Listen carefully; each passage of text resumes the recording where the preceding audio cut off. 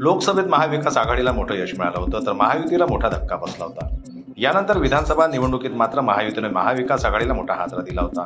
विधानसभा निवडणुकीनंतर महाविकास आघाडीतील अनेक बडे नेते महायुतीतील घटक पक्षात सहभागी होत आहेत। मात्र परभणीत महाविकास आघाडीतील काँग्रेसनेच राष्ट्रवादी शरद पवार गटाला मोठा धक्का दिलाय। परभणीतील शरद पवार गटाचे नेते आणि माजी आमदार बाबा राजानी दुर्राणी काँग्रेसच्या वाटेवर आहेत।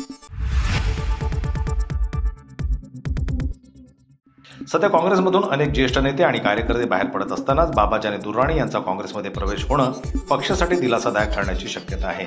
शरद पवार यांच्या राष्ट्रवादी काँग्रेस पक्षातील दुर्राणी अलीकडे अजित पवारांच्या नेतृत्वाखालील राष्ट्रवादीत प्रवेश करणार असल्याच्या चर्चा रंगल्या होत्या।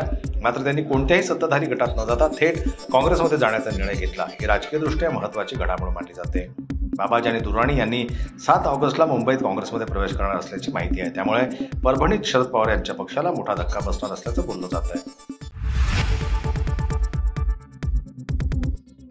राष्ट्रवादी शरद पवार गटाचे नेते महबूब शेख यांच्या खळबळजनक वक्तव्यानं राजकीय क्षेत्रात मोठा धक्का बसलाय। विधानसभा निवडणुकीआधी धनंजय मुंडेचे विरोधक बबन गित्ते यांना कसं गुंतवता येईल याचं परफेक्ट प्लॅनिंग करून परळीतील सरपंच बाबू आंधळेचा बळी घेण्यात आल्याचा दावा त्यांनी यावेळी केलाय। गित्ते यांच्या वकिलांकडून आंधळे यांचा फोन झाला, त्यावेळी ते तिथे नव्हते हे सिद्ध करण्यात आलंय। मात्र फरार आरोपी गोट्या गित्तेचा पुरवणी जबाब घेऊन वेळ बदलण्यात आल्याचंही शेख यांनी म्हटलंय। येत्या निवडणुकांच्या तोंडावर शरद पवार गटाला खिंडार पाडण्याचं सत्र सुरू झालेलं आहे।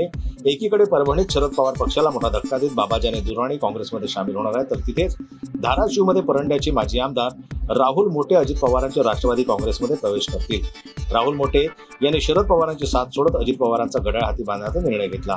परंडा मतदारसंघातून 5 वेळा निवडणूक लढवलेले आणि सलग 3 वेळा आमदार राहिलेले राहुल मोटे मागील निवडणुकीत शिवसेनेच्या तानाजी सावंत यांच्याकडून 1,500 मतांनी पराभूत झाले होते। राहुल मोटेंच्या पक्षप्रवेशामुळे धाराशिवमध्ये अजित पवारांच्या राष्ट्रवादी काँग्रेसचं बळ वाढणार आहे। मात्र यामुळे धाराशिवमध्ये महायुतीत पेच निर्माण होत राहणार आहे। अन्न व नागरी पुरवठा खात्याकडून दिला जाणारा आनंदाचा शिधा यंदा मिळणार नसल्याची माहिती सूत्रांकडून समोर आली आहे। लाडकी बहीण योजनेमुळे सरकारवर ताण येत असल्यामुळे यंदा आनंदाचा शिधा मिळणार नाही।